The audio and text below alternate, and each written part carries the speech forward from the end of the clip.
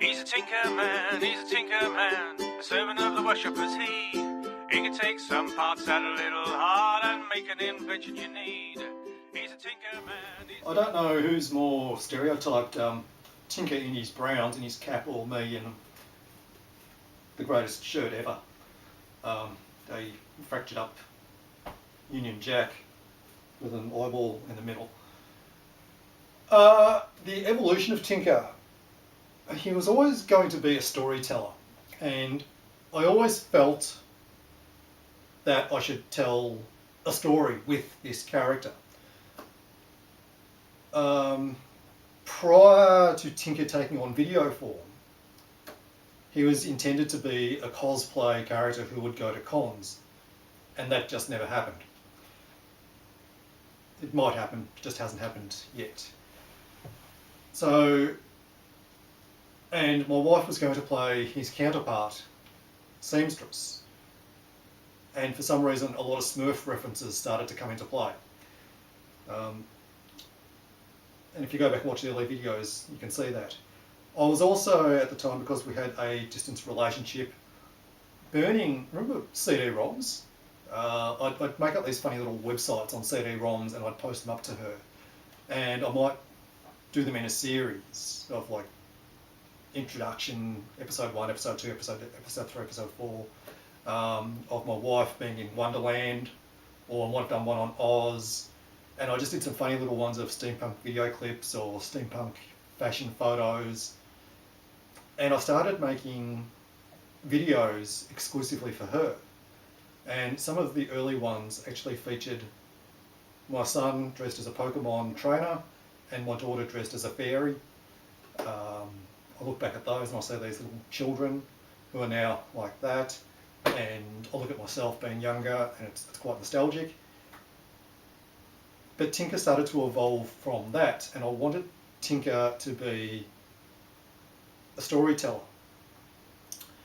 I hired someone to write a story, and he came back with, I think, 1,000 words. And despite its brilliance, I looked at it and thought, there's nothing to stop me writing this. So I broke it down into episodes, and I recorded that literally just sitting in the other room there. In the armchair, I turned, and people thought I actually had a set. It was just my lounge room. This, in fact, is just my bedroom. And Tinker would sit there and read the story of the Seamstress and the Tinker. As time went on, I thought more and more I wanted to tell this story, and I wanted to make it bigger, and I wrote 2 chapters. Because that's me, I sort of get that far into something and I've got to go back and finish it at some point. But Tinker, that story helped evolve Tinker as being a bit of a charlatan, quite haphazard, very random, bit of a MacGyver type character, but in a very lucky kind of way that things would just always work out in his favour. The anvil would drop, but it would just miss him by 3 inches because he bent down Mr. Magoo style to pick up an interesting stick on the floor. You know, he was, in fact, I think Mr. Magoo is a very good way to describe parts of Tinker. And he started to evolve from that. After a while, I realised that the actual writing of the story was the bit that I was failing at and the bit that I was really hating, despite the editing. Editing I loathe, absolutely loathe editing. And how I got around that was to go to poetry, because they're short, they're already written. The internet is full of poetry. You've got Shakespeare, you've got Byron, Shelley, all these great poets. At least I think they wrote poetry. Shelley wrote Frankenstein, I realise. But there's a lot of poetry out there, classical and contemporary, that was just easy to access. And then I put the call out to the steampunk community, the people I knew, and some people said, I've written my own, and I said, would you like to submit a video? And that was how the first poetry series came about. Tinker then just kept rolling on from that and picked up momentum his costume started to formalise and stylise into the vest with his keys, his cap. There's actually two caps. The cap's one I literally found on the ground in a car park. The other one was given to me by my wife. Tinker's pants, you don't see them too often. There's a couple of different versions of those, and I went out of my way to actually make those pants. That's a video in its own right, and a pair of shorts in summer.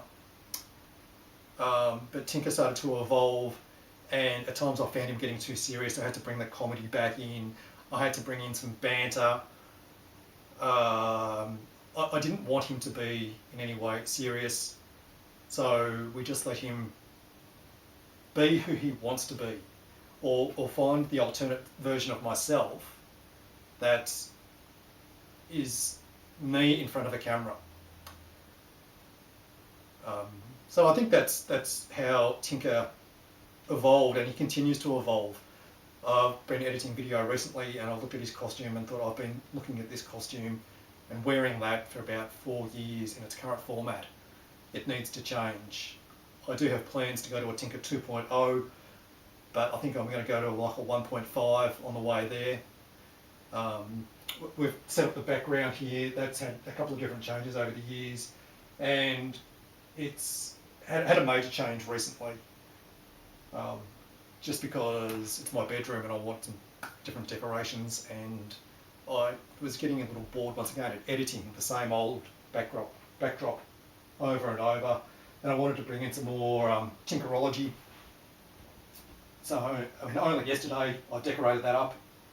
I may even do a behind the scenes of some of the props, maybe even talk about the paintings, because each of those is significant, and I want that significance to actually come through in the next round of Tinker's Tales.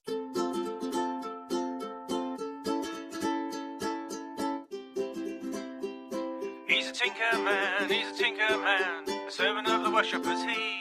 He can take some parts out a little hard and make an invention you need.